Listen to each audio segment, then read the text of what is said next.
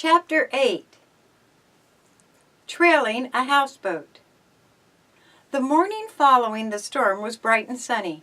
Rain-washed foliage along the roadside had a fresh glittering color, and the air was dust-free and invigorating. Penny and Louise motored along, enjoying the scene to the fullest, when their attention was drawn to a man on the road ahead who was waving a red flag. "Now what's the matter?" murmured Louise. "Probably a washout of some kind," said Penny. The flagman stopped them. "Sorry, miss," he said. "The bridge won't carry a car safely. That flood last night did something to one of the piers." "How do we get by?" asked Penny. "We didn't see any detour signs." "Ain't had time to put any up," the man said. "Turn around and go back 3 miles to where the road forks.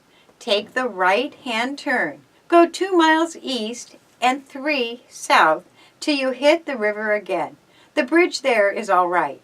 Then 2 miles south and 2 west, and you'll be back on the road again." "I hope I can remember all that," Penny sighed, turning the car in the narrow highway. "The worst of it is we'll probably miss seeing Mudcat Joe and his family," Louise observed. "The detour won't pass by his place." The girls followed the alternate route without mishap, but when they reached the main highway again, they saw that Louise's prediction had come true. They had left the Gates adobe far behind. "My idea of buying food wasn't such a good one after all," Penny remarked in disappointment. "The only way we could get it to them now would be to turn back, but I'm not sure I could find the place from this direction." "It's growing late too, Penny. Perhaps we should give up the plan. Couldn't we take the food home and deliver it later?" "I'm afraid that's all we can do." The highway circled through the dense grove of trees, and the girls caught occasional glimpses of the river, glistening for a moment like a ribbon of silver in the distance, and then fading from view amid the green foliage. Presently they noticed a stoop-shouldered man walking with an easy gait along the road. He raised his head as if to signal them to stop. Involuntarily, Penny raised her foot from the gasoline pedal. "Don't stop," Louise cried. "It's not safe picking up hitchhikers." "Hitchhikers? Nothing!" exclaimed Penny. "It's Mudcat Joe." The brakes screeched, and the car stopped just beyond the man. "Hello, Joe," called Penny. "Aren't you a long way from home?" "Well, dog my cats if it ain't Miss Penny and Miss Louise," Joe chuckled. His pleasure at meeting the girls again was sincere. "Where y'all headed for?" "We're on our way home," exclaimed Penny. "We have a basket of food for your wife, but we couldn't take it to your place because the bridge was out." "That's too bad, it sure is," Mudcat Joe replied. "We ain't none of us been eating very regularly." "Have you had any word on the River Queen?" Penny inquired. "A feller just gave me a tip. His uncle heard tell of a houseboat in the Blue River. He didn't know what business it had being there, but he reckoned as how it looked right smart like the Queen. I'm a-headin' there now." "How much further is Blue River?" asked Penny. "Only about 2-3 miles. It runs into the Cobalt down here at Gribsby's station." "We'll take you there, Joe," Penny offered. "It won't be much out of our way." "That's mighty nice of you, mighty nice," Mudcat declared as he climbed into the car. Penny threw the car into gear, and they sped down the road. Joe could not take his eyes away from the river.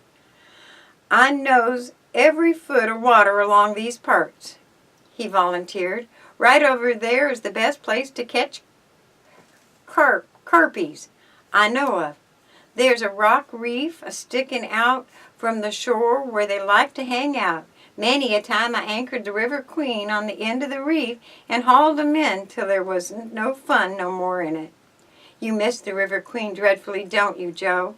asked Louise sympathetically. "I sure do," Joe answered with conviction.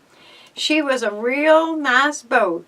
I've owned a right smart old craft in my day, but the Queen laid 'em all to over. She had style, and she'd stay afloat in a puddle. and inside she was beautiful. Jenny had fixed her up till she looked just like a personage. Why, she even had a carpet in the sitting room and pretty lace curtains over the windows with a geranium perched on the sill. After this little speech, into which he had put a great deal of feeling, Mudcat Joe lapsed into a meditative silence. The car swung along the winding road. Presently they pulled up at their destination. "I'm much obliged for the ride," Joe said, alighting. "We may as well wait here while you make inquiries," Penny said. "Maybe we can help you find your boat." Joe thanked them and ambled off down the river bank, all the while looking up and down the stream for his beloved Queen. The girls saw him accost a fisherman with whom he seemed to be acquainted, but from the expression of disappointment on his face, they knew he had received no encouragement. Soon he returned to the car. "Nobody's seen the Queen around these parts," he announced gloomily. "I reckon it was just another false alarm." "Isn't that a road going along the river?" Penny said, indicating a narrow dirt lane. "Let's drive up that way and see what we can learn." Joe climbed in and followed the tortuous route for some distance. "It ain't no use going any further, Miss Penny," he said at last. "The river's a-running over the rocks here. They wouldn't never get a boat higher up this parts." "We're dreadfully sorry, Joe," Penny told him sympathetically. "But don't be discouraged. A houseboat couldn't very well vanish into thin air." "Looks like that's just what she's done, miss," Mudcat replied, refusing to be confronted. "Reckon we'll never see that boat again, and a-livin' like we are now in an old cowshed. We feels mighty trashy, I'm tellin' you." They reached the main road and turned towards Riverview. Mudcat Joe rode with the girls until they reached the point nearest his temporary home. There he alighted and the girls gave him the basket of food. "I won't be a-forgettin' all that you've done for us," he said gratefully. "Maybe I can pay you back for it some day." "Don't worry about that," smiled Penny. Neither she nor Louise had the slightest thought that they would soon indeed. Mudcat's words would be proved prophetic. He was to have his opportunity to pay them back. Do, do, do, do.